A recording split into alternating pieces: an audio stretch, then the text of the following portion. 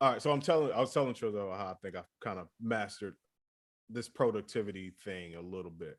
But anyway, yeah, I still use Asana in that joint. It just points to the Evernote.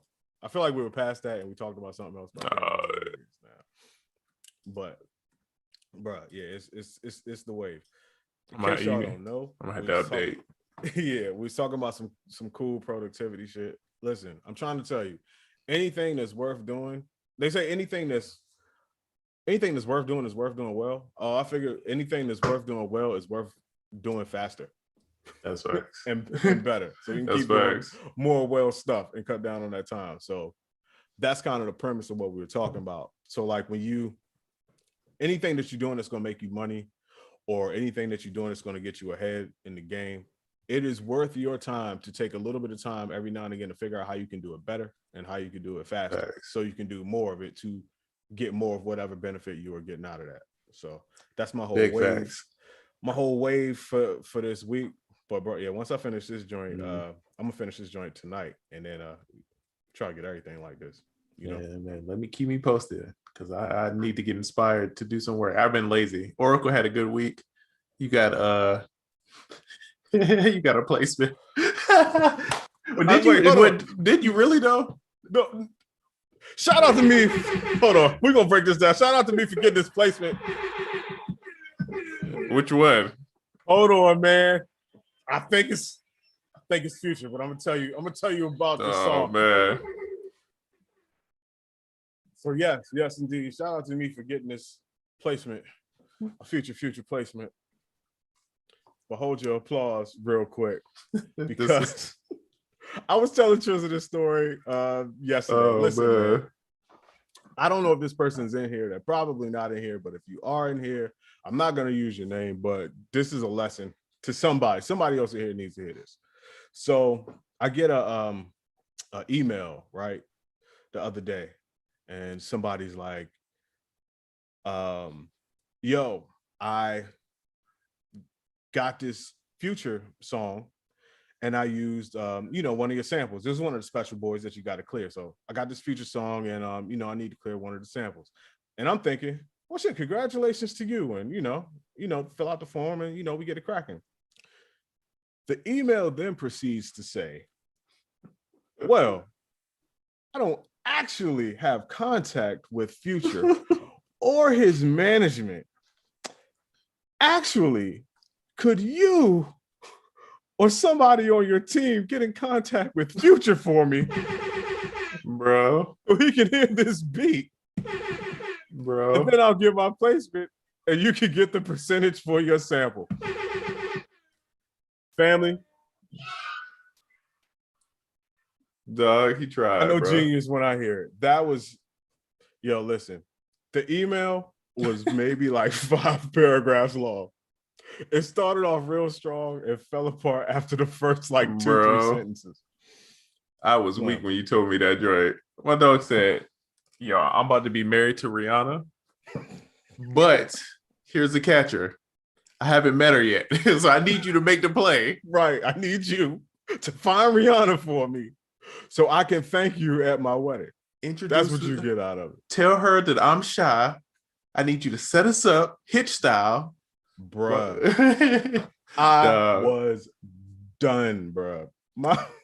Just to recap, in case you missed it, the man said he had a song with Future, a placement. He used a sample, need to get it cleared.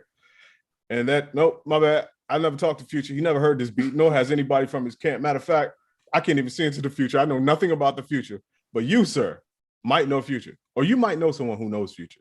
And you should get in contact with Future so he can hear this beat, so I can get it placed, and then I can give you the percentage for clearing your sample.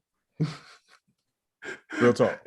So Slapjaw says, was the beat hard though? And that was my first question to Oracle. I said, I want to hear this beat. I still didn't. I don't blame you. I couldn't bring it upon myself to even respond. I'm not even gonna lie to you. I don't open up the gates. I don't know what my response would be, and you're right. That does open up a lot of unnecessary dialogue that I'm obviously not trying to have. I don't want to do anything with the likes of you, sir. You are crazy. You are crazy. So you got a Future delusional placement. That's delightful. Good for you, Yeah, sir. my dog used his imagination. He's like, you know what? That man said, I'm gonna speak this into existence. My bro. dog saw the secret and he was like, you know what? Don't mind if I do. He figured you knew future because you were the Oracle. Listen, I don't know future. Points. But even if I did, and well, if I did respond, and I'm not gonna respond. But part of me is like, yo, you asking me to leverage a relationship with somebody of a certain status that I've acquired over my years. You're asking me to risk that relationship for you, who I don't have a relationship with. You see what I'm saying? So this is how we end up on the topic of nurturing your relationships. Bro. And knowing how relationships work. The fact that you would think someone had a valuable relationship and you're like, yo, person, risk this relationship to do something for me. And you don't have a relationship with the person you're asking. Bro, you did that entirely backward. And you have nothing to offer to the situation. He says, Slap says, I wonder if it worked before. I'm going to try it. Don't you do it. Don't you do it. Go ahead. Email me. Because the next man I'm going to email me with some shit like that. Bruh. Oh, man. Yeah. It's going down. Not even going to lie to you. Bro says you should make a video on the craziest request you got in the business. Bro. Oh, this is up there. This is up there. It's a few. I've had a few of those wild ones like that. This is at the top. The one for Oracle has is at the top. Yeah. Ones I've ever heard of. But dog, them DMs be ugly, bro. I hate checking that little, and I be feeling bad because sometimes I miss out on like legit people just messaging me and showing love. But yeah, man, dog, some of them DMs be so wild, bro. I can't go into it, bro. I can't. But between DMs like that and the ones that start with "Hey, honey," I'm good. Oh yeah, I gotta dodge them at all costs. I am so good. But I'm like, yo, the sheer unmitigated gall. Ain't that the? So look, listen. In case you don't know about gall, apparently it comes in two flavors: sheer and unmitigated. And my man put both flavors on top. My man's like, put some sheer and a whole bunch of unmitigated, and there's my gall. Right, we out here. Yo, Mr. Sandman Griffin says, God told me to tell you we should collab. That's a fact, bruh. That is a fact. Yo, that's gonna be the next one. Hey, listen, I went to church on Sunday. Never believe what God told me. Yeah, they sprinkled some water on me, and I just had all these visions of your drums. How crazy is that? Yeah. All right. I'm not gonna keep going into it. But this man said, but didn't weren't you part of something with Young Trizzy track? Oh yeah. Thank you so much. First of all, hold on, man. Let me get the proper buttons in order. Shout out to the brother Trizzy track. Yes, sir. He had a dope promo for NBA 2K League. Oh, fire. Yeah. So the 2K, he did a 2K League promo video. It was super fire, and he definitely used the main sample from the Oracle Loops joint. Oh, that's fire. Yeah, it's the main sample in the beat, and I think it was some drums in there too, man. But shout out to Trizzy track, man. Young Trizzy going crazy. Facts, and man. Shout out to all the people who told me I couldn't play video games for a living, and they were horribly wrong because I might have been in 2K League if I would. Hey, coulda. Dog, you telling me I could play 2K for real? Signed to Milwaukee Bucks and play? Bro. Come on, dog. Listen, and have Oracle sounds as a soundtrack. Facts. To your promo videos. Facts. But yeah, man, shout out to Trizzy for sure. Oh, this is dope. So Beats Music says salute. He says SoundOracle and Trizzy had a dope month. Some great moments paid off. Credit card debit. Hey, shout out to that. And this week Lizzo did the no makeup challenge. Oh, that's fire. Come on, fam. Hey, that's fire. Yes, sir. That's gonna get you that's gonna get some press right there. Okay. Let's just say it again, probably.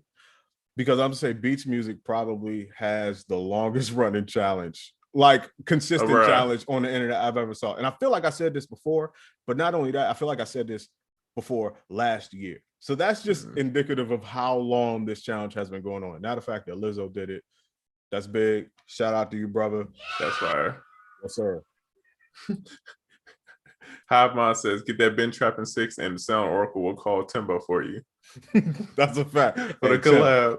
Bro, I got this dude he got this beat for you. Wait, well, he hasn't actually done the beat yet, but it's gonna be fire when he do. Bruh. The internet. Young Busy Works Beats, what up, bro? We got man. Chanel. What's popping, Chanel? What's happening, Busy? Young Busy. All right, so maybe we can get into questions. I'm gonna try to Lizzo go give it another hot summer. That's a fact, bro. Bruh. That's a fact. And it's smart on the challenge because the topic that y'all are talking about in the song is one of those things that it'll work in 10 years. Yep. The same song, same part of the song is gonna work. So I feel like you caught one on that. It's got like a long shelf life. It ain't like a dance is like people gonna get sick of and like, right.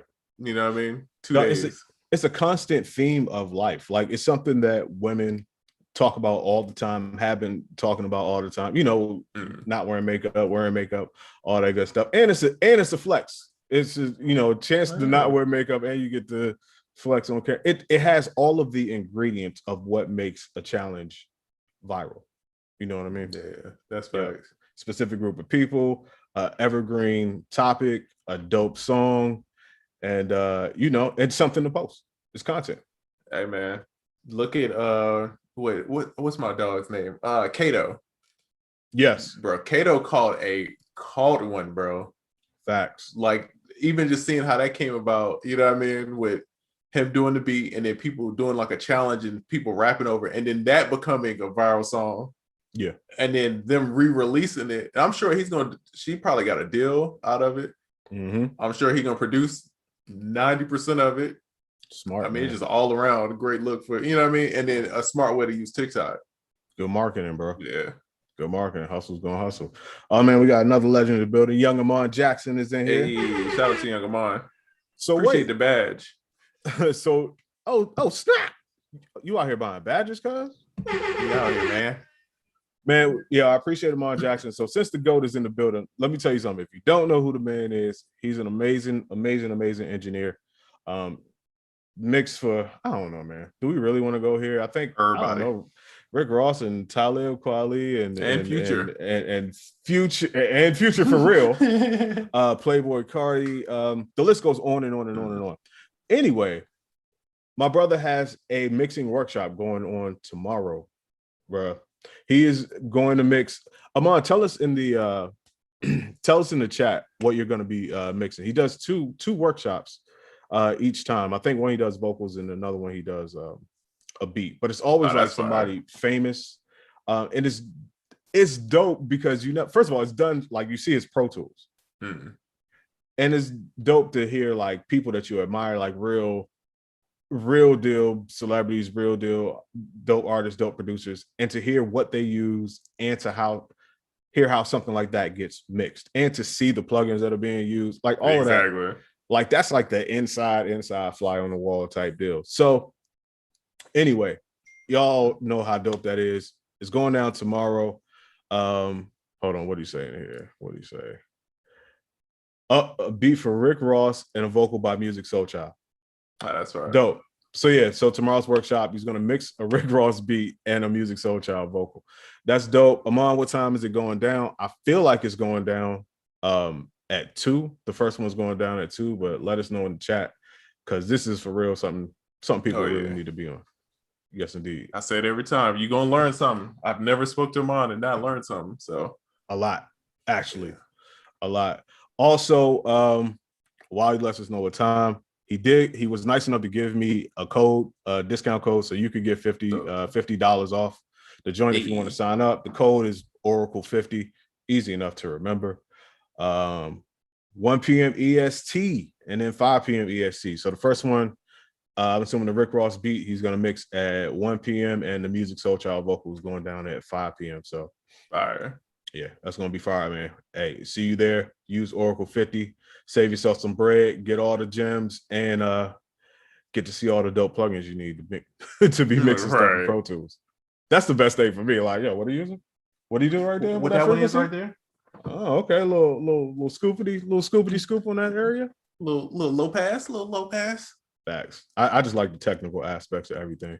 Oh, and Beats Music will be doing the timestamps. Hey, dope. Yes, indeed. Beats Music is going to be doing the timestamps for the workshop. He getting it in. Come on, man. Playing. Yo, Beats is out here. Amond is out here. Low key, the squad is squadding. Oh, we got some questions, but shout out to Av Brow. So I had a beat, bro, and I'm like, I had a bass line on it, but I'm like, it's just, I need the real, you know what I mean? I need to take it there, send it to him. He sent me back, bruh. I like when people go like over what they should, because he could have sent me like one or two just like takes, bro. He sent me the dry joints, the wet joints. He sent me a bunch of just different variations, so I got to go through, cut up, movie, dog. Beat came out crazy. So shout out to Ab, man. Yo, Eyebrow always out here winning. Low key, that was very smart. I thought about that like a year or two ago, but I just didn't have anything to send him. But I'm like, yo, if you ever need a live bass, bro, hit young Eyebrow. Yeah, shout out to Eyebrow. Always out here doing, just achieving, man, and being dope at what he does, man. Shout out to Ab. We got a couple other people in the building. All right, real quick, I had 2 dope consultations this week. One was with Beats. I talked to Beats Music yesterday. That was a super dope consultation, and he wanted to know about one of my favorite topics. Can you guess what that is, Young Trizza? Young Ableton. Of course, of course. All right, Listen, you want to know about Ableton? I'll talk your head off. But it's always good talking to him, man. That was dope. And then Zulu Child. I had a consultation with Zulu Child. Always dope, man. Always dope. That's an inquisitive dude, and he's come a long way in a short amount of time. I remember he was kind of like new to Ableton. Now he like, dude, my man hired coders to code stuff. He done got into like, yeah. Oh, he's there. Yes, indeed. So man, shout out to Zulu Child. Shout out to Beats Music for sure. Hold on, we got a question. Okay, so Chanel says, how important do you think music theory is to making music and playing music / making beats? I think go ahead. I think we're gonna have similar answers, but I think you to play the game, I feel like you need to understand it, but you don't have to be like excellent. I feel like me and Oracle both. I mean, I'm just assuming, but I'm not like the biggest keyboard player. Like I'm not like naturally a musician. You know what I mean? It's something I had to teach myself and work at. But in a way, that's a great thing. I know people who play very well, and it's a hindrance for them because they try to overproduce. So not knowing somewhat is sometimes a good thing, but just know enough to kind of at least speak the language. You know what I mean? Because sometimes you'll be playing notes and you think you're in one key and then you're in a totally different key and something's going to clash. So you understanding how to figure your way out of that will make it so much easier to do like way more creative stuff. Facts. Yeah, you're right. We do have similar answers on that. I was going to say, I think theory definitely helps. The more theory you know, the better you're going to be as a musician. Now, with that being said, having a good basic knowledge base of it will not keep you out of the game. You understand what I'm saying? Exactly. So, yeah, if you know enough, you can get in the game. A lot of that is going to be instinct too. Like I might not have known scales or chords or anything when I first started, but I knew what sounded right, what felt right, and what didn't. So just like Trizza was saying, I have a basic theory foundation, and I found that what I don't know, I make up for in creativity. You know what I mean? Or finding ways to make things happen without being super well versed in it. And it also keeps me being creative, kind of like in a technical aspect, because what I can't play and my basic music theory knowledge, I find a way to bridge a gap using automation and other just creative ways of thinking and making music to kind of bridge my limited knowledge with being able to get out what I have in my head. So theory helps, man. Theory definitely helps. And I say keep learning. The more you know, the better a musician you're going to be. But it's not going to keep you out of the game if you're not Mozart. I feel like music theory is one of those things you got to be careful who you learn it from. Because I feel like I took piano lessons. I took all this stuff and they were teaching me I feel like the stuff was wrong for what I was trying to apply it to. So I'm thinking of it from creating. They're teaching me like, oh yeah, learn this. It's just the way I was explained to. It was just overcomplicated for no reason, and that's what it was just made out to be. And then shout out to my homeboy, and then Paul Cabin. Yo, they explained it to me so like, yo, this is this start right here. This is where you go. And bro, since then it's a completely different. I feel like it just unlocks so much stuff just knowing that. So, I don't want to say that all music theory books are bad, but like look for people who are creating music, teaching music theory, not like just a random music theory book, because I feel like they're going to overcomplicate it sometimes. True. Isn't that what makes like a dope band teacher versus a whack band teacher when you're in school? I found that people that had dope band teachers were more likely to stick with playing the instrument or to stick with music in general, versus if you had a regular, Mozart type band teacher in school. You forgot. Like I played the trumpet for years, probably 3 or 4 years when I was younger. But my band teacher, no disrespect, my band teacher was not the greatest. And it was very by the book. It was very dry, it's very classical. And of course, I'm into whatever I'm into, and I couldn't bridge it with my young mind. And therefore, I don't remember anything about playing the trumpet. I don't remember how to read sheet music, any of that stuff, because I didn't stick with it longer than I had to. That makes sense. Yeah. So you had a dope band teacher, didn't you? Yeah. So when I first joined band, we had a military, older lady, very military style. So like, like classic, like marching band. I played in the pit, like very traditional. And then we got a new band teacher, and he was at the time, I want to say he was maybe 24, 25. He was just old enough to be a teacher. Like literally, like just finished college, just old enough to be a teacher. Perfect age to be a band teacher. Dog. And he was so cool. He would let us like work on finale, which is like you write like scores and stuff like that. And it's kind of very much like Fruity Loops in a way, or like Cubase in a way. So he would let us mess around with that in class, like let us like make up stuff and cadences and stuff like that. Like that was like the thing, like, yo, y'all be creative. And so to me, that one like sent me down a path, bro. Like he helped me a whole lot as far as music, because I had no music background before then. Man, see, that's dope. Damn, I was about to say her name. If you was just a little bit better, perhaps I would still be playing the trumpet. Damn. Speaking of young bass players too, Abra bought a badge. Hey, Smoking appreciate you, man. In the building. Also, a young community bass player in here. Yes, sir. All right, hold on. I know we got some more questions. Yes, sir. Okay, so hold on. We got, what's the best way to make my mix more full other than panning? I want to say reverb. That's going to kind of fill things up. I mean, that's not the main thing, but that's something that you could add.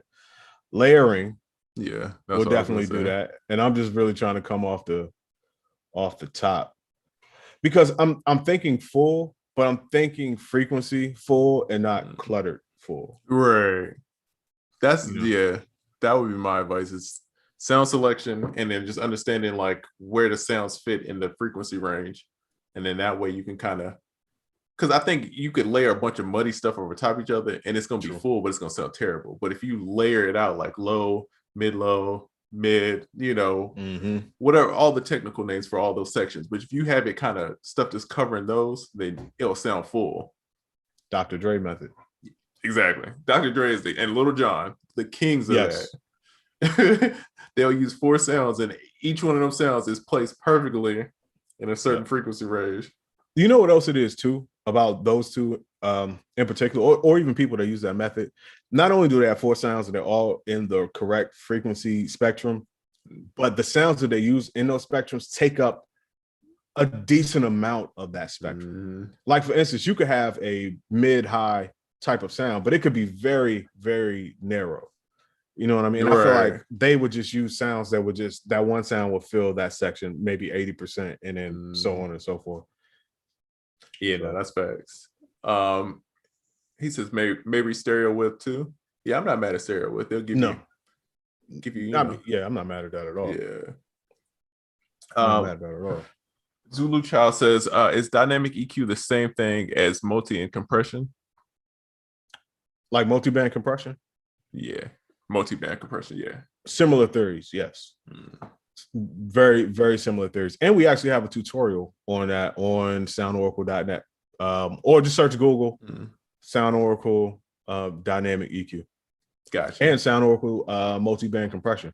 And you're going to see a young, fresh-faced Realistic there giving you all the gems that you need.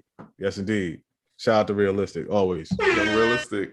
Oh, Yes, shout out to Don, man. Don Corleone was in here. I think he bought a badge. Appreciate it, man. Come on, Don. And I think he had, I'm pretty sure, Kodak Black, the album that came out. He produced one on there. Man, listen. I'm pretty sure I'm correct. So shout out to him, man. Don, I'm going to give you the most underwhelming congratulations ever. Look at my face. Congratulations. And the reason I'm doing that is because people like you, that's a constant thing. So it's like saying, have another Tuesday in the books. Shout out to you. No, but for real. Shout out to Don Corleone, forever winning, forever out here getting those placements, and forever sharing just, knowledge. Go check his page out, man. Go check out his feed, man. He's always cooking up, man. You can learn a lot. It's a whole lot of cooking up videos out there, but there are certain people that you can watch and you can actually learn from them. If you just, that's real. If you just pay attention. A lot of people are doing things that you've seen or heard or whatever before. Then there are those certain people that's like, I got something from that. And Don is one of them people. Yeah, for sure. Shout out to my guy, man. Shout out to my guy. Hold on, I lost my questions. I think that future dude hacked my computer. Bro, when I make memes, bro, producing memes, they always go, bro. I have you need to make more of those, bro. I have to just sit down and make them, bro, because I made one and it went crazy. I've been seeing it everywhere. With a dude still in the package, and I was like, that's how I broke rapper. That's the one. My man stepped out with the automatic, bro. And the funniest part of the whole, go to my page if y'all want to see it. The funniest part is that the dude drives off in the background. Yeah. Then like, honk the horn. Yeah, he's like, BB, all right. Peace. Yo, that was hilarious. But yeah, you need to make more of those, man. Yeah, I need to make more. And that kind of ties into the next question. What are some tools that you use to be consistent on social media without being overwhelmed with posting? Ooh, that's a good question. So talking about that meme of Trizzers that went, I'm like, of course I got to repost that. So what I do, go to the trusty app Later. I get the URL for the post. I download it. I upload that thing to Later. Or nope. Yeah, it gets uploaded to Later and it gets scheduled. So probably in my Later right now, there's about a week's worth of content, and Trizz's meme is going to be one of them. You know what I mean? So it's apps like Later. How I got the post from Instagram. I think I use an app called Reposted or something. You can just put in the link for the actual post, and then you can download it to your phone. Right. And the good thing to do though is when you do something like that, like you find a funny meme, if you know the person that created it, like come on, we all know Trizza. I always tag the person in the comments so people can click on the name. Right. You know what I mean?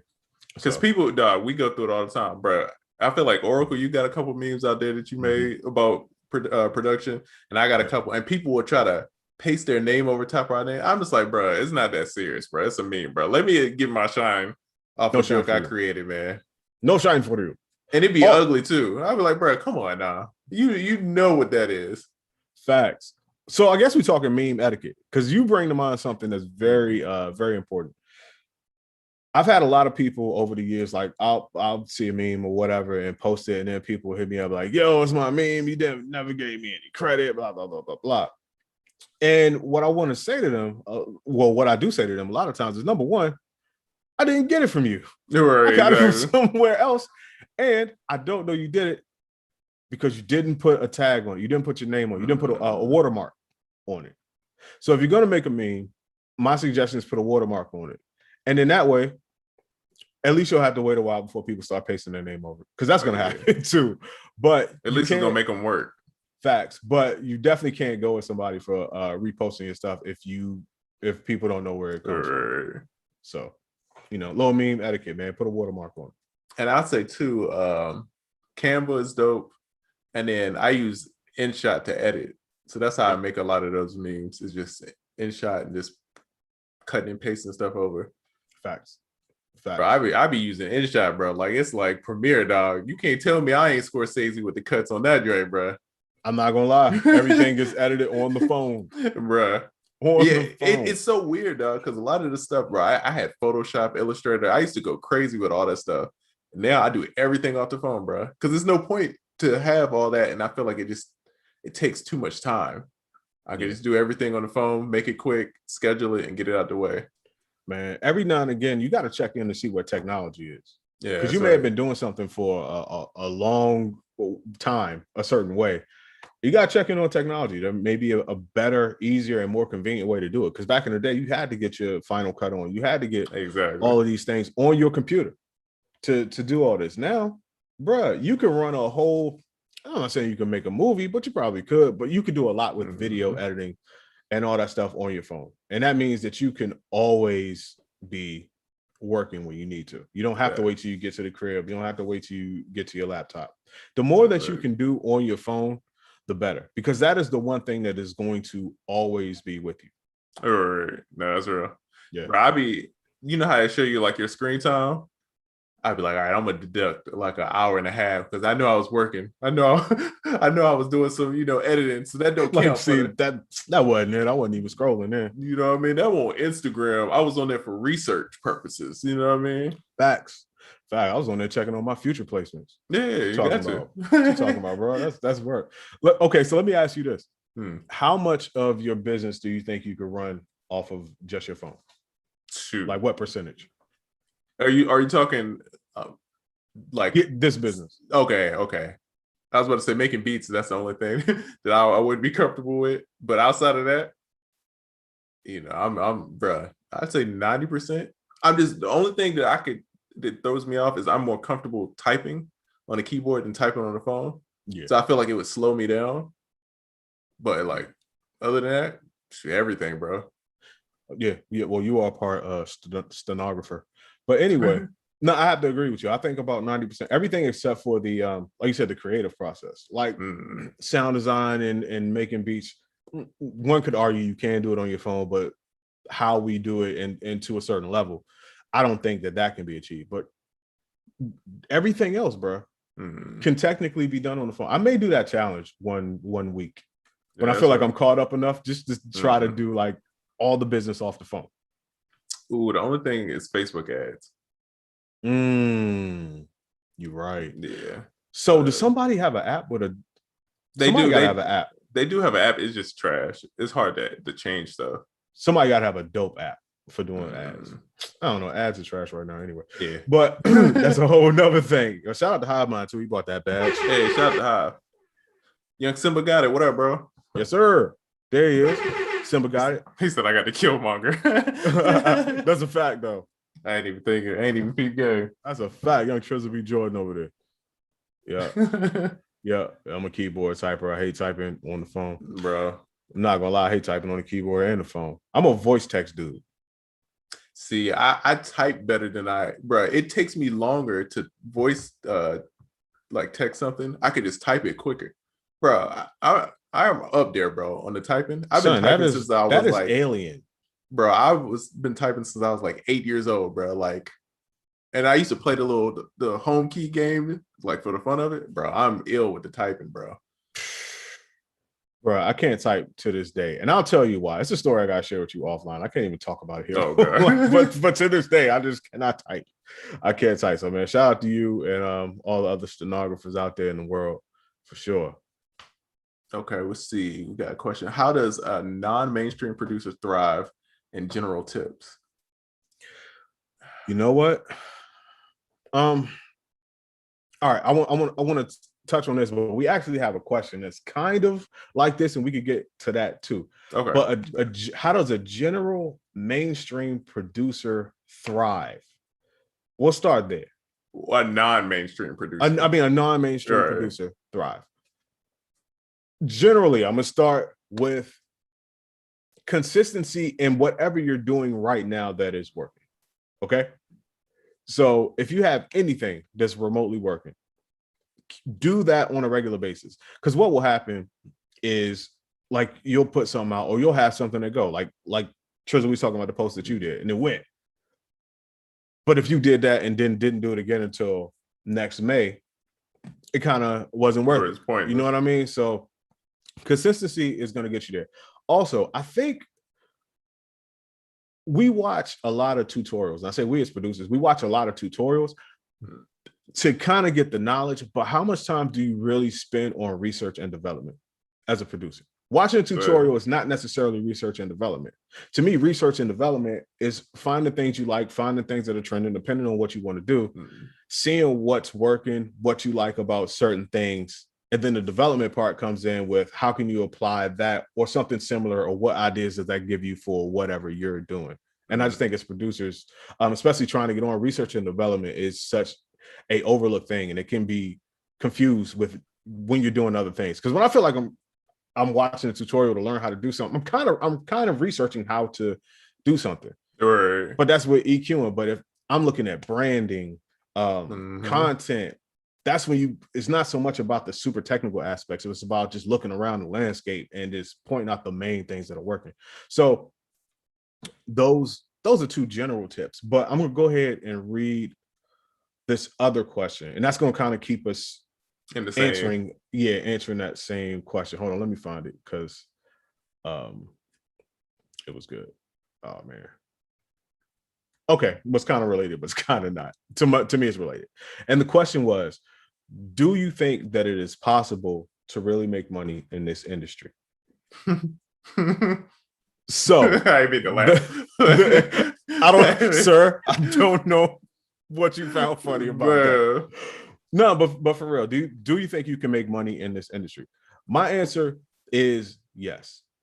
Yes, undoubtedly yes. A million times yes. $1 million, $1 million Bitcoins, yes. And the reason why I say yes, so adamantly, is because the end of that sentence is in this industry. Did not necessarily say in production or in making beats. And I think this is where a lot of us overlook certain things. We all love to make beats. We are all beat makers, otherwise you wouldn't even be here in this podcast. Shout out to the community.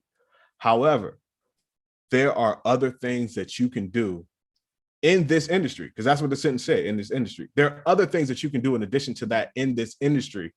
And if you get enough of those things going on, or some of those things going on well enough, you can definitely make it comfortable in this industry. You can cake off and take off in this industry. Definitely can. But it's not always an eggs in one basket type of thing. Matter of fact, most of the time it's not an eggs in one basket type of thing. It's you like Liam Neeson. You have a certain set of skills. You understand? I have a certain set of skills. But you don't just have one skill. Some of the stuff you do requires many skills. You can take those skills and apply them to other related jobs in this industry. Even within your own brand, you could develop other services or other things that go along and tie into the music industry to where you can thrive as a music producer. As a music producer, or just somebody in music. Like, look at us. Of course, we're music producers, and no doubt this whole thing started just like with everybody here, of just wanting to be a dope producer, make the best beats ever, sell to all the best artists in the world and all that good stuff. But then you find that sound design, marketing, making tags, affiliate, like just other things related to this industry that you could be into. And to be honest with you, that is where a lot of this comes from. Right. You know what I mean? You're looking at two people that do 4, 5, 6 things, or have 4, 5, 6 different services, sub-services, or sub-businesses within an umbrella business. You know what I mean? Like podcasts. We're doing a music podcast for producers because we are producers. We talk about music production all the time. Podcasting came along. It's a way to take our love of talking about production and being a music producer, and then now tie those into something else that can indeed circle back around to the other things that we do. So yeah, I didn't mean to go on a rant like that, but so the answer is yes, you can make money in this industry, but it's all about how you think about it and the angles you take. And I think, and I feel like it's part of the allure, right? All of us at some point, we want to be some sort of artist, right? Even if you don't want to be in I feel like being a producer is being an artist in a way. You know what I'm saying? So I get that dream of being in the forefront is there for most people, right? Which I've had it, everybody's had it, you know. But I think when people start realizing that it's so many different ways to profit in this game, like not just making the beat, but like who makes the sounds, right? And then, okay, who makes the software? Who makes the plugins? Like all of those people, nobody factors those people in as far as like who's making great money for some reason, especially in like I feel like more in the like rap and trap community. We don't talk about those kind of things, but these people are like eating, bro. You know what I mean? So that's why it's like it's important just to think of this because this opportunity is going to come. You know, for a bunch of different things, to just having knowledge to know that you don't got to stick to just one thing and that you can make money multiple ways, man. You in there. And I would be scared to just only make money off of music, just knowing how the music business is. Yes, especially making beats and sending off beats. Yeah, because you catch one and then you don't know when your next one is. You could catch 5 in a row and then you could go cold for a year and you never know. You know what I mean? Facts. And so if you only depend on that one thing, to me, that you can get in trouble. It's a quick way to get messed up. Got to diversify, bro. And you said something that was really important. And I forgot what you said exactly, but in summary, it was to the extent of people look at who is popular and who is noteworthy instead of looking at who is making the money. Exactly. Because those two people are not always the same people. A lot of times they're not the same people. So in terms of thinking about your future and your career, if you aren't looking past who's popular and seeing who's making the money, that I encourage you to do that. Like that's, you know, it's worth changing what you're looking for. By the way, let me change my screen. This is the reason why I don't look at the screen, because when you said that, I agree with you, but I agree with you so hard that I shook my head. I look like I was about to bite a hole in my chest. That's how hard I said. Yeah, I was like, yeah, let me not look at me. Let me not do that. Yeah. Oh, and one more thing about the last topic, right? Where you were saying like, look at the branding and all this stuff. So my homeboy, I grew up with him. He's a UI UX designer, right? So he like I don't want to say what company he works for, but it's a big company, right? And he does like their applications and their website, right? $1 billion company, right? And he's one of the people that works on all that. And one of the things he would teach me is whenever they do stuff in business, they will go through their competitors and they'll write everything they like about what they're doing, everything they don't like, anything that stands out. And so anytime I'm doing business stuff, like when I was redoing my website, he would make me just do this whole process. We would go through everybody's ads. What do I like about it? What I don't like about it? What stands out? And go through this whole thing. And so I took that and did it with production too, because I wasn't making as many beats. So I had a lot of time to sit and think about like, what would I change about my career? What do I want to like knock out next? And me doing that and like, oh, well, I like this person's brand. I like what they're doing. You know what I mean? Like, okay, let me write this down. I don't like how this person's coming across, so let me avoid this. So now I got like a clear cut kind of goal list of like, all right, this is what I want my brand to be, and I kind of know how to work towards it now. Yeah, so you know, competitive analysis, man. Yes, indeed. You got to do it. Man, hold on. I feel like we might have missed some questions. Let's see. Do we? I got one right here. How important is it to structure a song or beat? Any tips on making structure? I often find myself putting parts together in a beat that don't really belong there, or don't give enough time for the beat to ride up or switch, for examples. So we still, so I know we're not talking about this, but in my mind, we still talking about competitive analysis because we could. Yeah, very much so, right. Yeah, so simply to answer that question, I think I was talking to I forgot who I was talking to on a consultation about this, but seeing what structures you like, finding starting points. I'm not saying just go and just copy a million arrangements and a million structures, but you know what's wrong with your structure. In that same way, you'll know what you like or what's right about somebody else's structure or another song that you like. Find out the differences, bridge the gap, or use that as a starting point and then change the things up. No, that's facts. Yeah, I would just study. And then two, one thing that it was like a gem, and I'm sure people have heard this, but I believe Timbaland, I heard it from him first, where he's talking about you only really could hear 7 sounds at a time. Your brain can't like perceive anything past that, right? And it's not an exact quote, but the general thing is like, yo, if you only can use a certain amount of sounds at a time, or your brain's gonna ignore it, right? Yeah. So that helped me with structure and stuff, because you don't want to add and take away too many things at once, because then it's gonna feel like it's gonna be too dramatic. So it's a balance of like a dramatic change when you want it to be, and then subtle changes that keep the beat from being repetitive if it's just looped. I think once you figure that, that balance of like, all right, like Dr. Luke, if you listen to his stuff, he just adds like one sound every 4 bars, and it just progressively gets bigger, and then the hook comes, and then it's like a whole thing. True. Oh, wait. So that you saying that reminded me of something. Well, I have a question, and I'm asking everybody in the chat, and I'm asking you too. Do you put drops in your ideas, in your beats, before there's songs on them? Sometimes. I don't go crazy with them though. But it just like sometimes I feel like in the beat it needs some kind of transition. Like I always wanted people to know like this is the verse and it's going into the chorus. It needs to be something to make it like obvious to me. Even if it's like adding a sound that just comes into that one part, or dropping something out to make it more dramatic, but not every time. Yeah, agreed. Dynamics is really important to me, and especially like if you have a beat, let's say you have a beat that doesn't have a whole bunch of sounds, and it doesn't do a whole lot of changing up.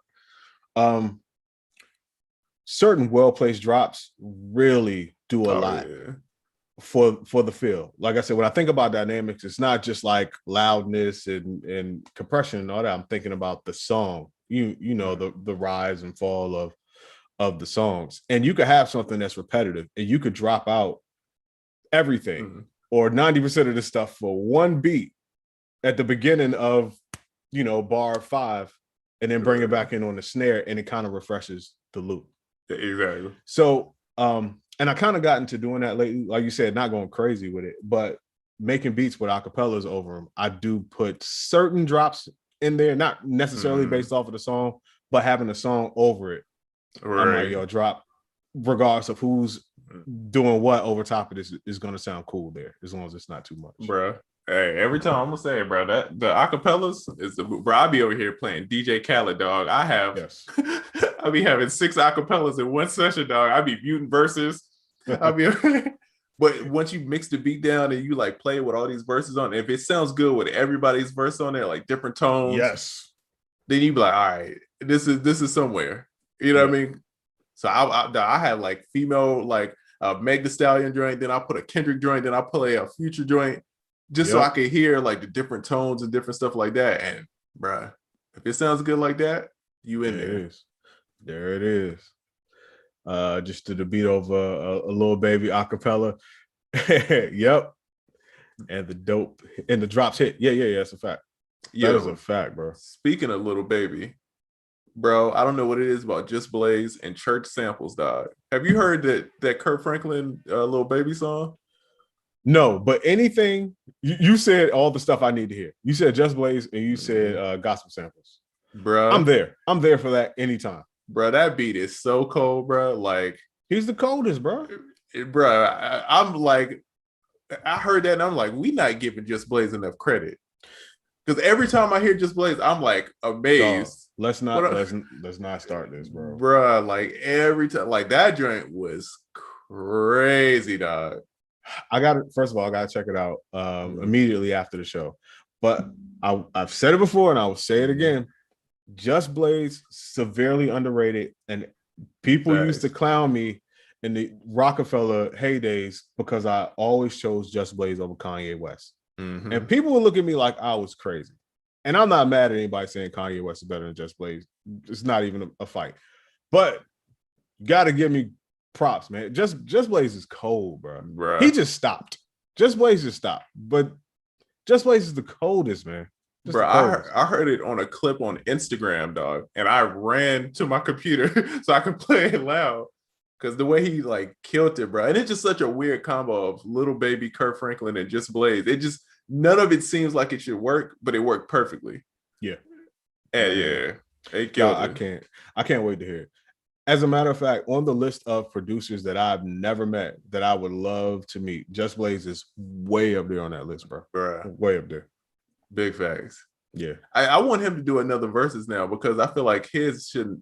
It was like, I believe that was like what started the whole verses thing. Oh, yeah, but it was kind of like DJing back and forth. Yeah. Yeah. That's right. It was him and Swiss. Yeah. That's right. I think, man. I think he had another one. That's a tough one, bro. Facts. Well, someone said Blaze versus Alchemist. Oh, I don't know. I don't want to. I'm going just Blaze. I don't want to be disrespectful to Alchemist, but 100%. And Alchemist also one of the coldest. Yeah, exactly. Coldest. But yeah, in that one, I'm going with Just. But I tell you what, I'm there. I'm there to see that and my volume up to 11. Yeah, just makes like avant-garde, like stadium music. It's just like, bro, who thinks of this, dog? Yeah, bro. Yeah. It to me, that is the second hardest gospel song that I've ever heard, only second to Alicia Myers. Wow, nice. Alicia Myers got the hardest gospel song. You can play that joint in the club, bro. I heard you do play it in the club. Yeah, I didn't know it was a gospel song.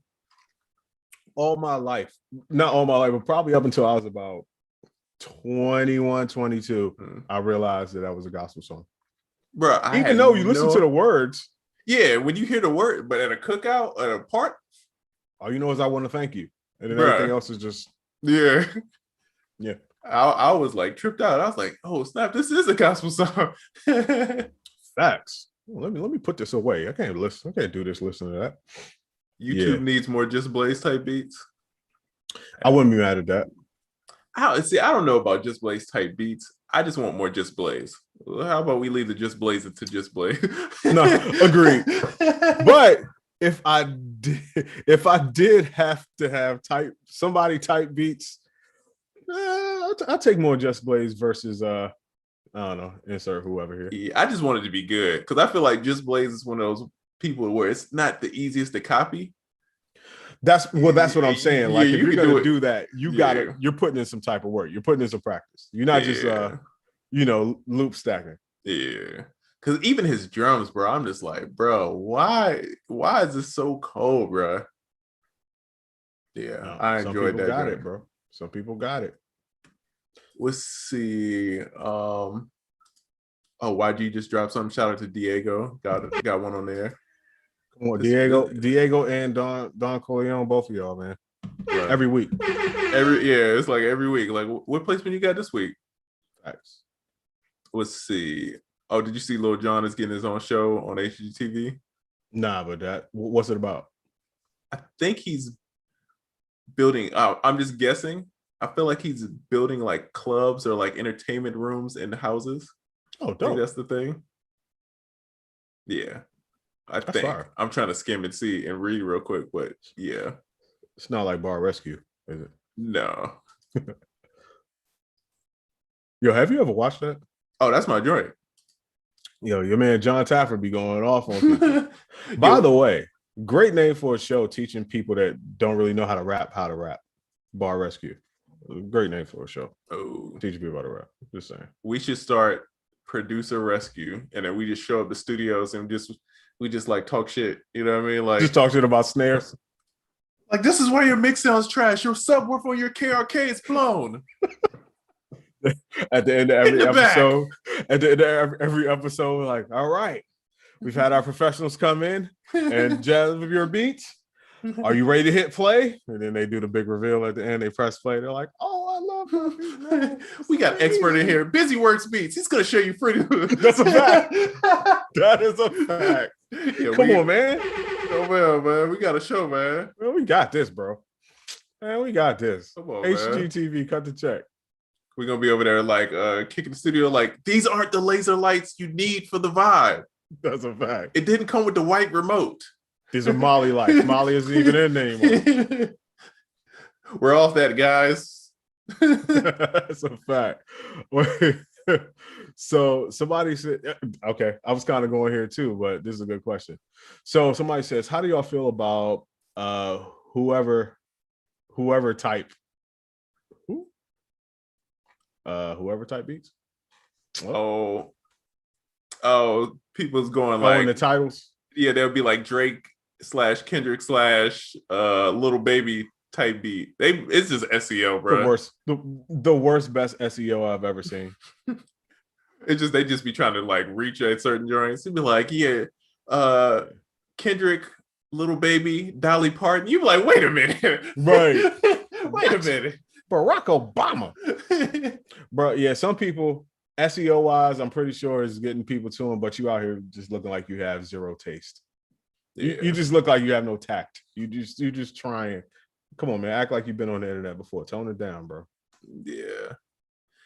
I don't know. Who is the type beat blueprint right now? That is a good question. I have no idea, bro. I don't know who the top dog is in that lane anymore. Me either.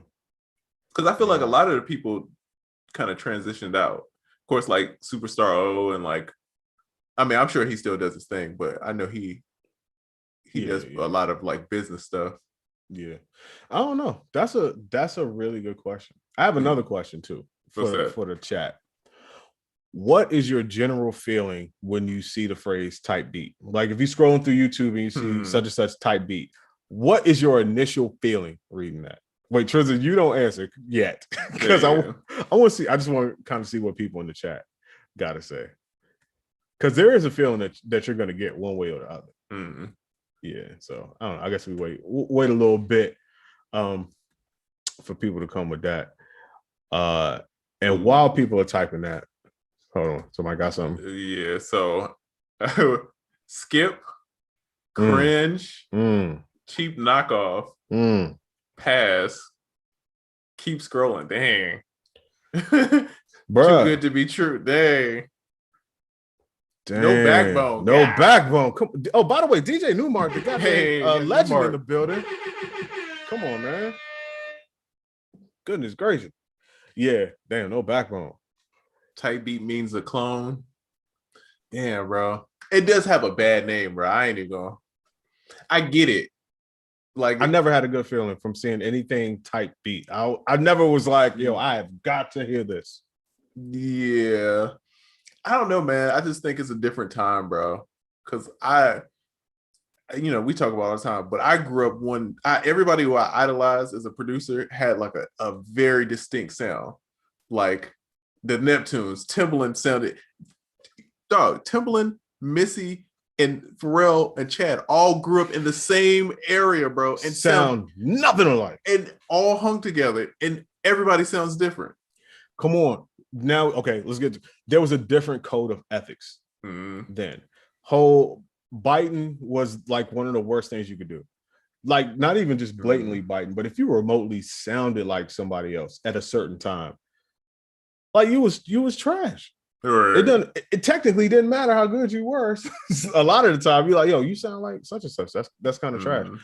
But that went away for a long time. And then subtly, a little bit, the opposite has become appealing to where now sounding like this person, that person, or this person is now the wave to a certain degree. So it's like a complete opposite. But I feel like the first way, how it was, is what gives you the Tims, Missies, the Pharrells, and all that.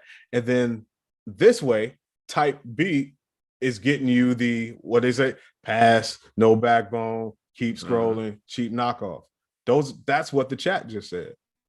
And I was wondering, outside of SEO, who is the audience? Like, is there an audience that's like, yo, I'm just going for type beats. I'm in the market today. I'm looking for type beats, and that's how I get my beats. Or are you really just doing this to please Google? I think it's a Google thing, bro. Well, Google ain't buying your beats, and Google's going to send a whole bunch of people to your beats, but we got a whole bunch of people right here that are saying pass, cheap knockoff, no backbone, I don't trust it. So what is the allure and the point of continuing the type beat thing? You know what it is though? I think what the issue is it wasn't clear that type beat can mean I'm making like a beat for Drake, and it's not a direct copy of a Drake song, right? But I feel like somewhere they got blurred of like, oh, if you want a Drake type beat, I'm gonna make the exact same. I'm gonna use the same pad sound that he used on this joint and change the melody a little bit, and then that's a Drake type beat. Instead of making this is what I think Drake would do in my interpretation. I think somewhere it got blurred of that whole thing, and that's kind of the issue of because even I used to be on SoundClick back in the day, bro. This is 03, 04, 05, around that time. And everybody still respectively had their own kind of sound. We would do like, and I mean, that was like the beginning of like the SEO, like it'd be like such and such crunk beat or such and such like Biggie beat, you know what I mean? Like sampled, but it would be that like you could hear Biggie rapping on it, but it would still be like somewhat original in a way. Yeah. And then it's like I just feel like it just started kind of just everything kind of globbed together. And I just think nobody talks about it. And I feel like that's part of the reason of like, I feel like we're one of the few people saying like, yo, go try to find your own sound. Like, right. Aspired. It's nothing wrong with aspiring to sound different than people because the people that you like all sound different. Yeah. It's funny because it seems to be part of this was born out of safety. Like if I could sound like whoever's winning, there's a safer chance that I can win too. But have we gone so far that now the safety is a detriment? Or because now you put that for safety, like hoping you get picked, and it's making people have the opposite reaction. Right. So do you think that there's a way, and I'm asking everybody here, asking you too, do you think that there's a way that the type beat thing could be turned around to be seen as credible? I wanted to say credible again. I don't know how credible it looked in the beginning, but do you think there's a way to even make that credible at all? You know what I'm saying? That is a good question. Yeah, I don't know. But you know, it would be some dope marketing and some dope SEO and some dope automation. I'm gonna nerd out real quick. So you know how like an email joint, you could be like, "What's up?" And you got the first name thing that you put in, and it'll put in the person's first name when you send them the email. If you could have that same thing on YouTube and put like first name and then put type beat after it, every time somebody sees your ad or your beat, it'll be whatever their name is, type beat. People are like, yo, that's gangster. Me type beat? I'm gonna click on this. It's a me type beat. My dog unlocked the Joe. Hey, that would be fire though. That'd be fire. I mean, it wouldn't last long. Yeah, exactly. But hey, for at least, you're gonna get some clicks. At least a month or two. Oh, the internet would be on fire. People are like, yo, clicking on that. Beat won't sound nothing like what you would do. Cartier Beats says my best beat sales, unfortunately, were the type beats. Now I don't want to say unfortunately. I mean, you made money, bro. You progress. I don't want to sound like again, like I did this. You know what I'm saying? So I can't really say too much, but it just at a certain point, it's got to be a balance, man. I think people get confused of like what their goal is. Cause like, I mean, and I won't say I'm older, but I'm older than a lot of kids producing, right? Mm-hmm. And it's like, even if you're the people you look up to as Metro, even if it's 808 Mafia, they have distinct sounds. They carved out a lane for themselves of like sonically, this is what we do. And I just want more people to be like, to understand that. And like, that's what you should gravitate to. Not just like, I'm going to make the same melody and same, but I want to make something that makes somebody else go try to be like, all right, let me do that. And I think if that's the goal, then everybody gets a little bit better. Damn. Are we trying to make production great again? Are we doing that? Man, you know what? I don't know if I would have went with that phrasing. But... Not at all. That was horrible marketing. Horrible marketing. You never make anything great again ever. But yeah, man, I just, there's a lot going for that, man. Just having your own sound, bro. I always say, look at the greats, the greats, the goats. They were all goats because they had their own shit. That's right. Yes, sir. Hold on. We got a couple questions. Let's see. Do you think we'll get a new Kendrick Lamar album this year?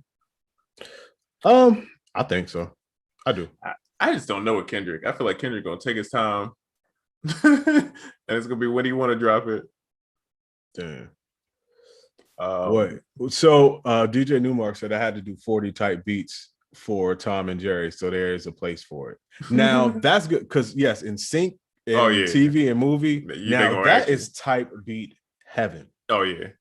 That's true because if you think a lot of commercials, you're like, hey, that's just scripted a little bit, but that is definitely the place for it. So do more type beat producers think about that? Because that's where you could win. That is true, but I don't know if they're trying to make I got a feeling Black Eyed Peas type beats. That's true. That's true. That's true. You know how many times I got that, bro, when I was doing sync? Like we need I got a feeling, but change the chord progression. Yeah. We need Beyonce Crazy in Love, but not so crazy. You're mildly in love. Mildly in love. Infatuated even. Yeah. Oh, yeah. Prentice says, but A&Rs were asking for the same sound a lot also. The artist may not be on that wave anymore. Go ahead, Oracle. Well, DJ Newmark, I saw him saying in the chat that supervisors and A&Rs, I think this is when you brought up the Missy and Tim and all, we were talking about that.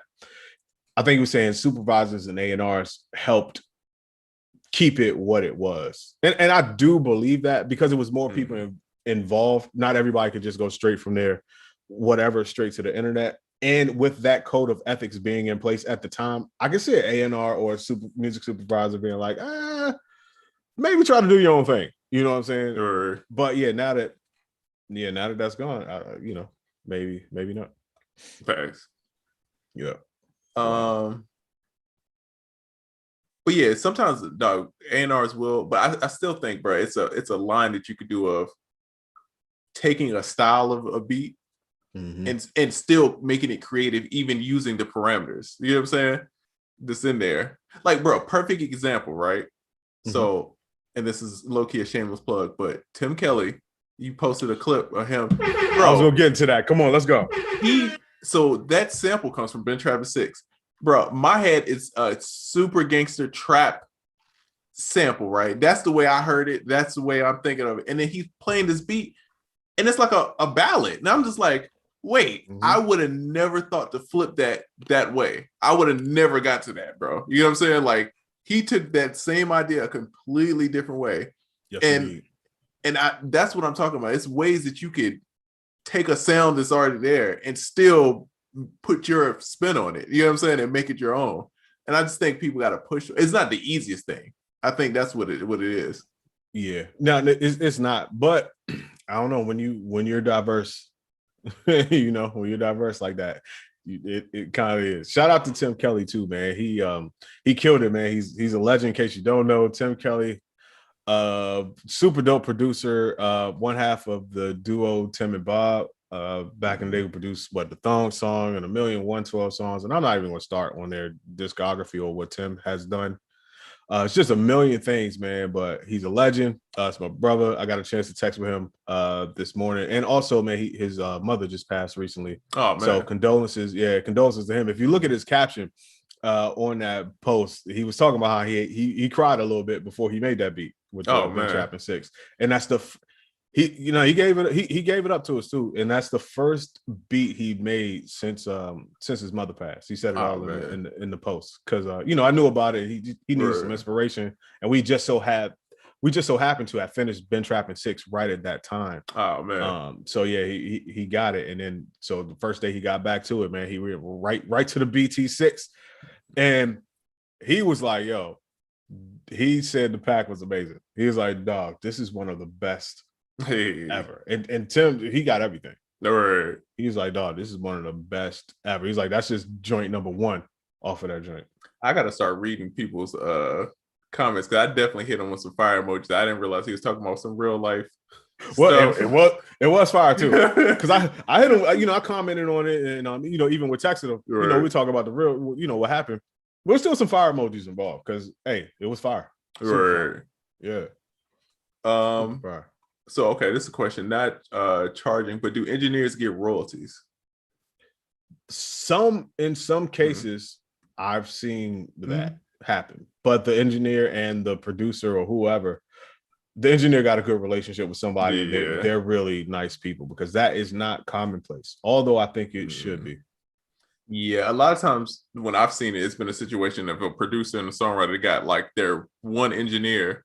So you locked in, you mixing everything. I had a situation like that where I had an engineer and basically all the records would be cut through him. He would mix everything and I would give him a piece of publishing off of whatever we place. You know what I mean? Oh, yeah. And you don't, like you said, it's not like a common thing, but engineers need it too, man. Because a lot of times, bro, they be doing a lot for the records too. So yeah, bro. My thing is, it can be done. So why isn't it done more often? Yeah, that's fact. It's a lot of weird stuff like that, man. Like even the fact that songwriters didn't get paid up front until like what was it, Sean Garrett and The Dream and all of them like start doing that, which is wild. Yeah. Let's see. What are your thoughts on signing producer deck versus song and long form producer agreements? I've had plenty of instances where the producer deck came first and then a long form agreement came afterwards. I've been in a lot of situations where there were two.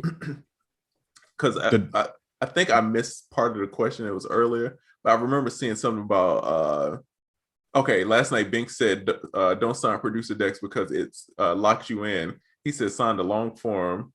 What's y'all take? That's an interesting take. It's been a minute. A lot of times I've had a deck.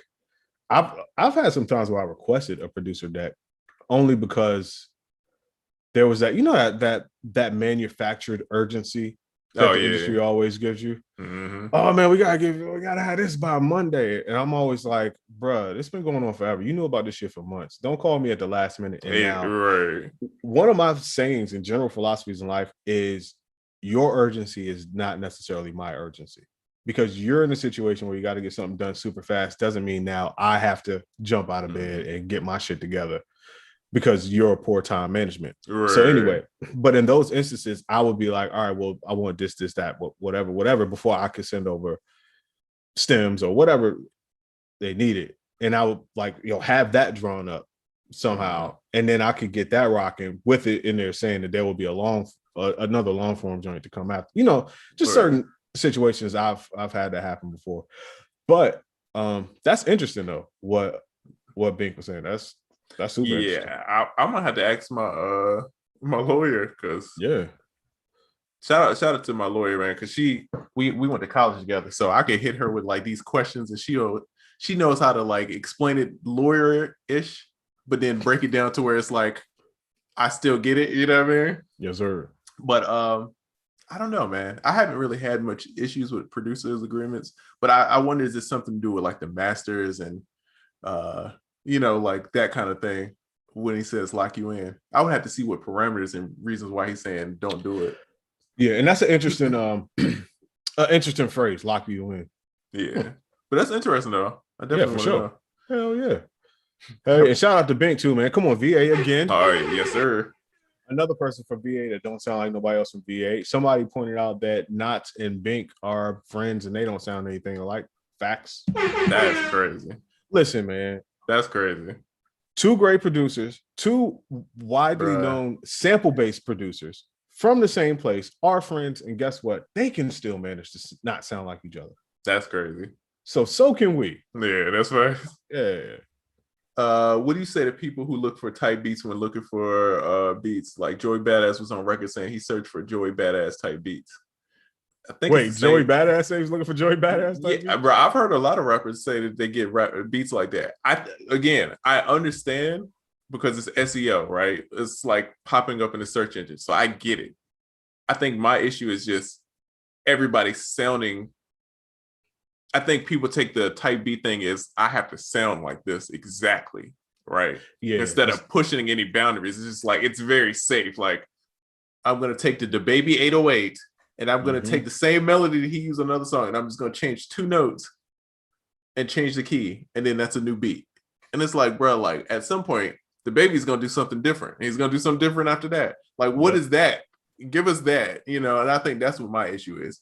But if I feel like if someone did the combination of making futuristic sounding stuff and put it under that type beat thing, they would be wildly successful. I feel like if they had good music, it's gonna go crazy. And there you have it, the keys to becoming wildly successful. Bam. Bam bizzle.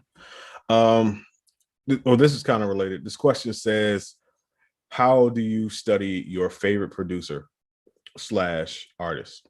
I guess it's from when we were talking earlier about, kind of the research and development thing. Oh, right. The best way I found to do it, and I've done this plenty of different ways, is a lot of times I will zone in on one particular aspect. Like it might be drums. It might be drum selection. It might be drum sounds. It might be, you know what I mean? Just, or melody or instrument selection. Right. But it's often not going to be, if I do it that way, it's often not going to be one person. It's going to be a couple of people, but focusing on that one specific area. Right. Yeah. Yeah. That. I mean, I couldn't add nothing to that one. So we have a question here. Thoughts on subscription VSTs? Oh no. Listen, man, I'm not gonna lie to you. I, as a business model, I get it and it works and it's great. As a consumer, I'm not the biggest fan. Yeah. Not the biggest fan of VST subscription models. I'm also not out here saying companies shouldn't do it. Because like I said, as a company and as someone who owns a business, I totally get it. Right. But I don't want my plugin use to dictate my ownership, if that makes sense. Like for instance, with certain plugins, I'm like, okay, got it, got the subscription, used it. Life changed a little bit. Ain't really been on the joint for a minute. Damn, do I really need this? Should I get rid of my subscription? I don't want to feel like that. Exactly. You know what I mean? Like, nah, I just want to have it. And when I use it, I use it. If I don't, I don't. So same plugin, I get back to it, bought the subscription, rock with it, bam, some other shit happened. Now I'm looking at it again like, damn, should I cancel this joint again? Right, exactly. You know what I'm saying? So as a consumer, not really the biggest fan of it. As a business owner, I get it and get your money for sure. Yeah, I think it's crazy. I was talking to Ponzu yesterday, and we were talking about like monthly plugins, and I was like, "Yeah, they gonna start repoing people beats." Like, nah, you want to track this out? Nah, bruh. Not without this arcade bill, bro. No, sir. Hell yeah. They be calling you into like bill collectors, like, "Hey, bro, just want to let you know." Your rolling cloud is overdue. So if you want to export as MP3, we're gonna need this bread. Slim, arcade, garnish my placement. Dog, get a repo. Then a repo of the keyboard. Damn, bro. We'll take that. No pub. Not repo with the keyboard. Doing title loans. Damn, cold world. For the splice, bro. Not the title loans for the splice. Ooh. Yo, world. I see you walking in the title max with a beat. Come on, man. They're gonna get that beat back, cuz. Oh man, that's people gonna start doing that for their pub. Yo, look, man. Wow. That's crazy. 8% on that's this hilarious. Mary J. Blige record, please. Oh yeah, so what did it say? Oh, can you share the Paul Cabin piano gems with us? And that's what you were talking about earlier. Okay. I'll just say briefly, and then you can go into it. But Paul Cabin was on the show. He was on this podcast, and after the show, sometimes we hang out with people that's on the show, but he hung out for a long time, and basically out of nowhere, gave us this amazing music theory piano class in here. It was amazing. But Trezor, I'm trying to think exactly because I remember the conversation because I don't know if I'm the only person like this, right? If I make up the melody, it's easy. But I used to have a hard time if it was a sample to figure out where I'm going. Even, you know what I'm saying? And I think what it was is because my ears wasn't trained to hearing their inversions, and then I wasn't finding the bass first. I would just kind of like start winging it. I wasn't taking my time. And I think more than anything, he just kind of taught me like, this is what you look for first, right? You figure out the bass. This is how you figure out what key you're in. I mean, I knew that part, but like, this is how you figure out the chord progression. And ever since he did it, and I think it's just the way he explained. I feel like I knew everything that he taught me. I just feel like he put it in a way where I'm like, oh yeah, okay, that makes perfect sense. Yes. And then ever since then, I still don't think I could play, but I could fool some people. If you see me on the keyboard, you be like, oh man, yeah, all right. You're better today than you were before that. And especially like playing by ear. I feel like now I've gotten so much better with it where I could pretty quickly hear something and be like, oh, okay, and start playing it. So before it would take me a while of just sitting and clicking and just repeating and over. He killed it. Yeah. I wish I could like give like more details. I think it was such a random like him just like teaching like, oh, this is how you get the chords to feel like this. Facts. I do remember him breaking down the circle of fifths like a champ. Yeah, he really broke down the circle of fifths like crazy. That's the only part I remember vividly, or that I can really put into words. But like you said, it was totally mind blowing because the stuff that he was doing might have been stuff that you already did. You just didn't have a name for it or terminology or really understand why. But like once he's like, oh, this is that, and this is why it works together, you're like, and even doing the right thing in the wrong order is still wrong. You know what I'm saying? So I think that was the thing where he taught me like order of like, look for this, do this first, then from there, this is where you go. Yes. And it kind of gave me a structure to where everybody else is like, oh, it's the circle of fifths, and you do this and you do that, and it's like, bro, I get it, but that's still confusing. It's not practical. And then he gave me practical tips where it's like, you're making a beat, this is what you do, this is how you flip it. And that's the guy, because Paul is known for replaying samples. Yep. So I'm sure every day he's having to refigure out stuff. So great advice. Shout out to young Paul. Shout out to Paul Cabin, man. Air horns, man. Yes, sir. Somebody said I had that future placement, but my VST got repo. Bro. That's what happened to homeboy. Bro. All right, technically, I did it. Ooh. But then they pulled up. I got another pitch for another show. All right, y'all ready for this? Let's go. Look, come on, let's go. Okay. You know, on True TV, they got the Repo Man show, right? Right. So me and Oracle, we're going to run up to people's studios and we're going to repo their hard drives for not paying their bills, bro. Ooh. Come on, man. You know what I mean? Get yourself together. And we can just have like a truck and it's got like the little crane on it. It ain't, because we don't really need a big crane like the tow truck. You know what I'm saying? We just get a little one. Just had a hard drive. What I did? Yeah, just like, boop. You know what I mean? We take the hard drive and hook it up, and it still slowly just raises up. Come on, man. Like, damn, it's gonna take 10 minutes to get that hard drive on the truck. No, that's fine. We should do it. We should do it. Plug in the bounty hunter. Oh man. Sponsored by Able.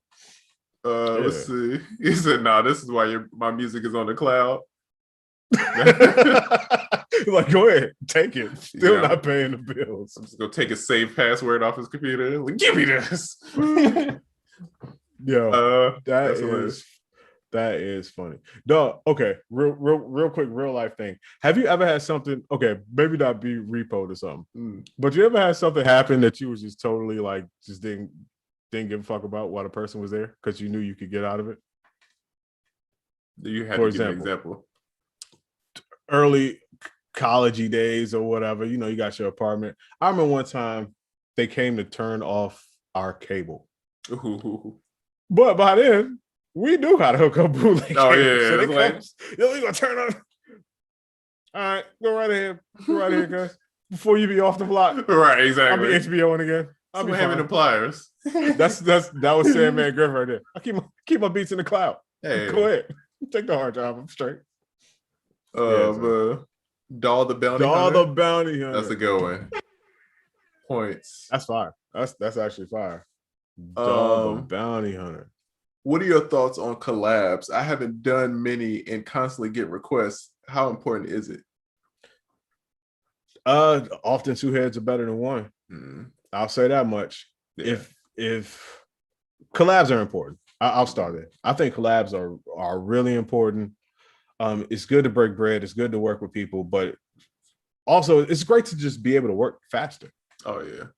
Two people doing something, you can get twice as much done in the same amount of time. That's always like my thought process going there. Plus collabs, are one of the quickest and dopest ways to make something that you do more interesting. That's right. And you reach a bigger audience every time. Yes, that is true. I mean, same thing goes for beats. That's why I do it, bro. Oracle be like, let's do a kit. It's like, let's run it. Because it's going to be parts that I'm better at doing kits. It's going to be part that he's better. It makes the process super easy. Yeah. And then we're going to reach a bigger audience because both of us are pushing the same thing. Facts. So it's a win-win. Facts. By the way, we got to start on another one. Oh, we out here, baby. You let me know. I will. We're getting tons of accolades in these streets. We need to go right back to it. Hey man, you let me know what's the date, and I will. I'll have the boxes and everything. Already know. Let's see. When my friend makes a crazy dope beat and mixed with stock plugins, I become an instant hater. Oh, don't do that. Hey man, ain't nothing wrong with a little stocky stocks. Hey man, don't hate, don't get heated, just get educated. Yeah. Yes, sir. Yo, how much does the wave bundle cost now? Bro, because you remember back in the day when the waves bundle was like 10 racks, bro. Yeah, I don't know what it is now. Bro, the waves prices back in the day used to be car payments, dog. Like you could have came back with a whole Hyundai for the waves bundle back in the day. Dog, the Waves bundle and that whole Pro Tools HD shit. All right, that's where everybody money went at a certain point. Remember the huge Pro Tools? Right. Well, you had the ones in the studios that people still got now, but then you had some people at their crib that had just outrageous Pro Tools rigs. God damn, bro, it's a lot, man. Let's see. Part of what makes Pharrell's music is the surprising artists he managed to get them on. What makes his music interesting. Okay, I think he's just saying how he like sells the record, but a lot of it what Pharrell does is like he's on the hook. Pharrell he's not selling beats, he's selling songs, which is, I mean, we talk about it, but it's like I feel like when you start doing more placement stuff, that is the goal rather than selling a beat. I don't look to sell a beat first. I'm looking to get writers to write a song to the beat and then figuring out what to do with that. And Pharrell just happens to be great at both of them. That's a fact. So he can send you some wild stuff. Like a beat could be wild and he have a hook and he'd be like, oh, it makes sense. Yeah, he tied it together. Like, I didn't know what I would wear with those shoes, but now you put a shirt and some pants with it. I get it now. Yeah. But if you just had the beat and it was just super wild, people be like, bro, what am I gonna do with this? Right? It's a metronome and a cow mooing. How do I rap to this? He's like, like this. Yeah. You know, he get into his falsetto joint. Oh yeah, you know what's going down there. Yes, sir. Somebody said the Waves plugins was $5,000 back in the day. Jeez. Bro, I'm telling you, bro, they used shout out to Only the Funk with the big numbers. Bro, them bundles used to be. I looked at them prices like, nah, bro, this ain't happening. Now, this is terrible, but I remember when the copy hit the net, right? Well, yeah. If y'all following, it was such a big deal because I got 6 phone calls like, yo, bro, you can get it. 6 calls, bro, from different people like, yo, bro, it's out. I mean, this had to be like, I'm thinking 07, 08, yeah, baby. Yeah. Yeah, but it's like, bro, people are calling like this is breaking news. Like, yo, you don't got to pay $5,000 no more. Like, bro, it's free for everyone. Yeah, I knew it was something wrong when people that couldn't afford to pay their Nextel bill back then had the Waves bundle. Oh, yeah. That's when it went all downhill. Truck done turned over with Waves bundles on the Look internet. at you DSing. Everything. DSing. DSing all over the place. Why does it sound so bad? Why does it sound like a bad DSing all over the place? Oh man, I'm gonna start using that phrase more. Shut all that X noise up. Yo, X noise used to be the shit, right. Except for the latency it put on your shit. Oh yeah. What's the little pan one that looks like the little sonar? Oh, damn, I forgot the name. Mondo Mod. That joint I'm gonna use that joint today just because. That joint used to be fire, bro. Dang, I forgot about that. Mondo Mod. Okay, question for both of you. How long did it take to be in the green when it comes to ROI with your website business? Oh, let me think. fortunately, I was in the green from the beginning. Gratefully, I'm so grateful for that. But I had other stuff going on before that, so I was able to draw a certain amount of people. And that coupled with the fact that I didn't know everything I needed, I didn't know what websites. So I had like all cheap stuff or no stuff. So the overhead was dumb low. But since there was a draw, it was it was value being created. So fortunately, I've never been in the red. Yeah. I've never been in the red, but I didn't do great at the beginning. But it was me learning. I felt like I was doing a lot. I was learning sound design and I was doing the website stuff. Yeah. And then I came from an e-commerce background. So I had a whole nother business, this e-com. So I knew that part. It was just balancing all of it for me. But again, starting a website isn't that expensive. You know what I mean? So it's not. No. I mean, technically being a green, you don't really have to.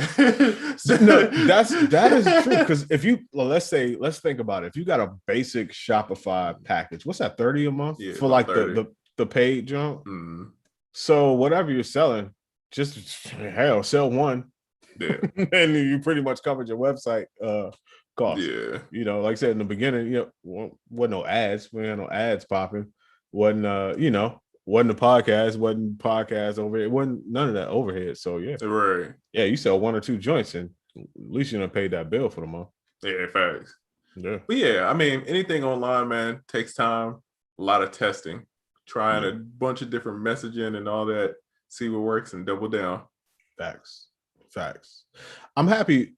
I'm kind of happy we got into it when we did, because now it's like such a push for everyone to be kind of knowledgeable about e-com and content right. And how to make content. Like it wasn't a whole bunch of this going on when we started, and it wasn't a whole bunch of people doing it. So you could kind of there was a bit of leisure to learn, and there wasn't so much pressure. We're like, all right, Tuesdays put out something, Wednesday, Thursday. It wasn't any of that. You know what I mean? But now, like getting to the game now, I could feel the pressure just like thinking about it. So yeah, bro, I'm glad we started, because that business wasn't what it is now. It's not so. It wasn't so competitive. You know what I mean?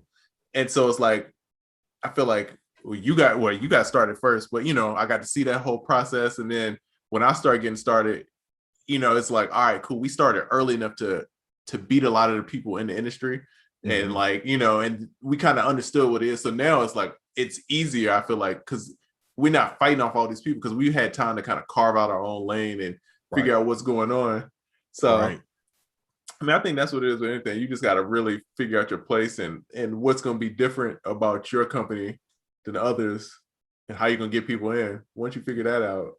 Yeah, true. That's the hard part. Yeah, and a lot can be said for being early. That's right. And it's not like I set out or even Trez, I'm sure you set out. It's not like we set out to be early. Right. It's just like, oh, this is a thing that could work. I was already doing it, just not on the internet. Right, exactly. So I'm like, oh, this will work on the internet. It wasn't like no one's really doing this. Let's get in here and make some money. It's just kind of like, it works in the real world, and there's a demand for it. It'll probably work on the internet. And then it wasn't until years later that the whole scene became what it came. Right, exactly. Secret, no, I am reading both. I think the last comment you had something to do with Vietnam and World War One. So I was, just gonna skip that one. Gonna skip that one. That one thank you for your service. I don't know. I don't know what's going on here. Because Untitled. Facts. Okay. Let's see. It ain't easy out here getting started, but there's enough ways and help and guidance like this gym. Yes. Yeah. Thank you. Thank you. But yeah, because there wasn't a lot of that out there when we started. Not in this space. A lot of what people are saying in this space kind of came from other spaces, especially when it comes to marketing. Like we're talking about how Gabe brought the funnels into this space. So a lot of the stuff that we started with doing, or a lot of the ideologies we had, just came from other industries. And shout out to you for putting me on to Peter Vu, even though I don't listen to him anymore. We had Grant Cardone, wild boy, but that was motivation. But all of these people were in different spaces. Exactly. And we just took the pieces and be like, oh, well, you can apply this to that. Yep. For sure. Yeah, and he says he's going to get a consultation, pick brain about e-commerce. I think it's something I may be interested in. Man, let us know, man. I feel like we both got a lot, man. A lot of experience in it. Been around for a minute. Bro, I have one of the oldest Shopify stores. Yeah, you had Shopify way back. Because I think you had Shopify. Yeah, you had Shopify a long time ago. Bro, they were only open maybe 2 or 3 months, like open as a platform. And I signed up because I was watching Shark Tank and Damon mentioned it. And I'm like, all right, I like Damon. Sign up for Shopify, bro. Built the other e-commerce business that I'm part of. And bro, did numbers with that. So that learned a lot from that. And then like, all right, let's figure out how to do it with music. Facts. Because you put me on the Shopify. I had WordPress. I use the term half loosely, but I had WordPress. And once you put me on the Shopify, I've been down with them since. Let's see. Before I get to thank you both for inspiring me, shout out to Realistic. That dude's the GOAT. That's facts. That's a fact. 100%. That's a fact. I think Realistic is not in here because he's working on something now. He told me he was going to be working on something during the podcast. Man, come on, man. Trizza, do you think it would be a good move to contact your sync guy with the no makeup record? Yeah, I think so. Because I think he's only doing full songs. So that might be a situation. Oracle, we got to figure out the schedule. So when you want to start bringing guests on, we want to do the I guess we got to figure out the other thing, and then we get that in the okay. But sooner than later. Okay, cool. Yeah, we got to start the push to the push to YouTube. Yeah, for sure. No, I agree. Yeah, we should probably start that. Yeah, next week, like top of the week. Ooh. Yeah, man. I got something exciting for you, my dog. Are you prepared? No. What we got? Reason 12 is coming with high-res graphics, a new creative sampler, and more sound design options than ever. I am just over the moon about this. How delightful. Indubitably. Reason 12, my prayers have been answered. No, seriously. Reason people, congratulations to y'all, but you know how that Reason smoke is over here. Damn. I feel like it's going more your direction. I'm trying to be peaceful. I've got threatened so many times. I can't walk around Nam and feel safe. You know what I mean? It's just a lot of. I feel like Tekashi out here, bro. I feel like I gotta have. Is you stupid or is you dumb or is you stupid? Reason for the pull up. Shout out to Spacehead, man. Spacehead bought a badge. Young Spacehead, what up, bro? Yes, indeed. Jameson on Spacehead. Facts. Yes, sir. Reason 12 is greater than 8 than 11. Hey, man. Listen. Numerically, he's got a point. that is a fact. He's got a point. That statement is true. Mathematically. Yeah, that's a fact. Nah, 8 and 11, we ain't going there. You already know. GOAT stuff. Yo, all right. So this is clearly what time is it? All right, we about to wrap it up. Get ready to wrap it up in a minute. Off topic, for 2 seconds. Greatest streaming platform for movies and TV. Which one is your favorite? Ooh, I don't know because I don't want to answer that question. Got you. Say no more. I'll plead the fifth. Definitively, I'm gonna say Netflix. Not because they have the best stuff, and not because anything. Netflix has no ads. Netflix never had ads. And Netflix let all of your whole family share a password. It hasn't cracked down on you guys yet. I'm gonna have to say Netflix is the GOAT and Netflix is for the people. That's facts. I say YouTube is the greatest. I watch YouTube over anything. Quintendo, come on, bro. What do you I don't come on, Quintendo. Okay. He talking about that. Oh, come on, bro. Come on, bro. It would be him to say that too. Yeah, don't do that, man. Man, that's hilarious. Contento out here. All right. So let's see. We answered that. We say that for next week. All right, man. I think we've reached the end of the show today. Yeah, man. It's a good All one. right, man. I ain't gonna front. I need to get back on. I have these moments where it's like I be in all business mode or all creative mode, and it's hard for me to do both. Bro, I've been in such a creative mode. I ain't want to do no business. I just been making beats, bro, all day, bro, like nonstop. I've made more beats in the past 2 weeks than I've made. I don't know how long, bro. Like I probably made more beats the past 2 weeks than I did the rest of 2021. So, wow, are you serious? Yeah, that's fine. It's going down. That's fine. I don't know if you saw, but a drink just magically appeared in front of me. Oh, all right. Somebody said, "What an upgrade!" I need. Hold on. Let me scroll back up. Oh man, DJ. No. Only the font. Let's see. What an upgrade that you. Hold up.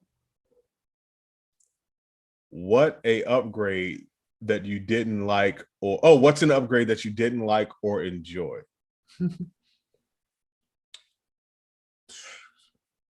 Oh no, that's a good question. I got one, bro, but it's so specific. It's so specific that only you would get it. It's so specific, bro. Man, the hell with them? It's like no. What? Page fly. Bro, it's so specific, bro. It's so specific. Yeah, it is. Yeah. I'm trying to think, bro. I hate when people they like anything updates and they change the UI, like the interface too much. Like the buttons start moving around. It's like a button inside of a button instead of where that throws me off. Ooh, good point. The NPC with the note repeat button. That's on the screen. Yeah, that's the biggest upgrade. Where I was just like, this is trash.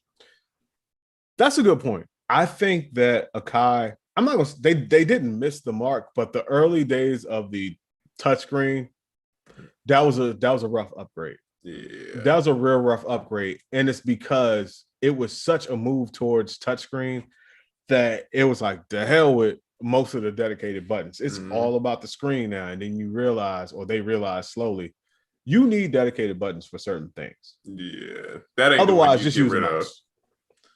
Yeah, that ain't the one. Out of anything, that ain't the one. That's the one you keep. Yeah, you definitely keep that. I think they definitely learned their lesson with all the stuff they came out with recently. And like I said, the Mpc one, I think that might be my last Mpc for a while. Right. Unless they woo me with something else. They tried to hit you with the Apple, like we taking away the headphone jack, except they didn't have the AirPods waiting. Like Apple was like, we gonna take away the headphone jack. Everybody's like, what the world? And then they drop AirPods, like, oh, that makes sense. No, I get it. Yeah, they was like, no, we taking away this button and learn to live with it. Yeah, we're gonna force you to upgrade. And they brought that shit back quick.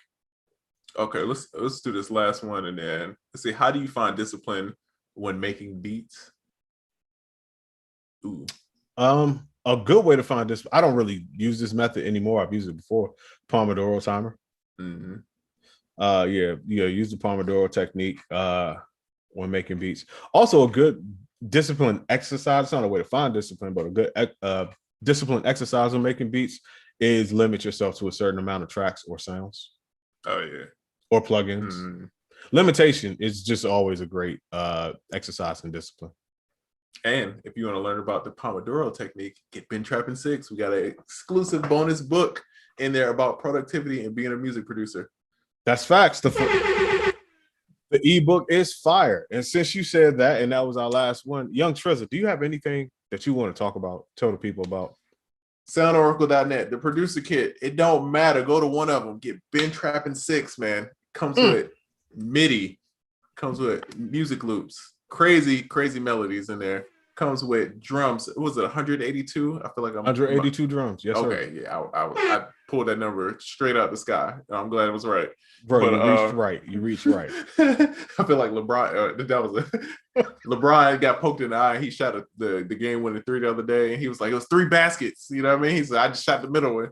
Shot the right one. Yeah, just shot the right one. But man, get Ben Trapping 6. It's going crazy. Trizzy Track did a crazy video cooking up with it. The legend Tim Kelly. Yes, sir. Bro, one of the best selling ones. So please get that. Support the guys.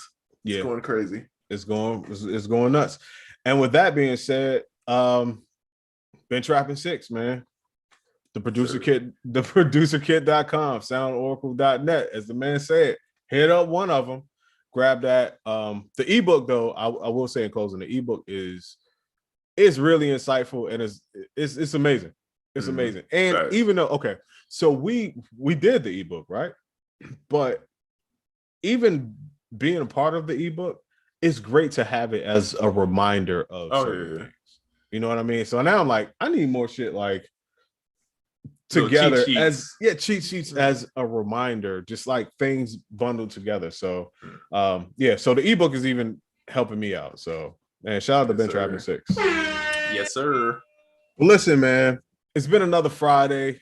You all are the best ever. Always great hanging out with y'all. It's been another episode of UnQuantized Podcast, and we will see you next week.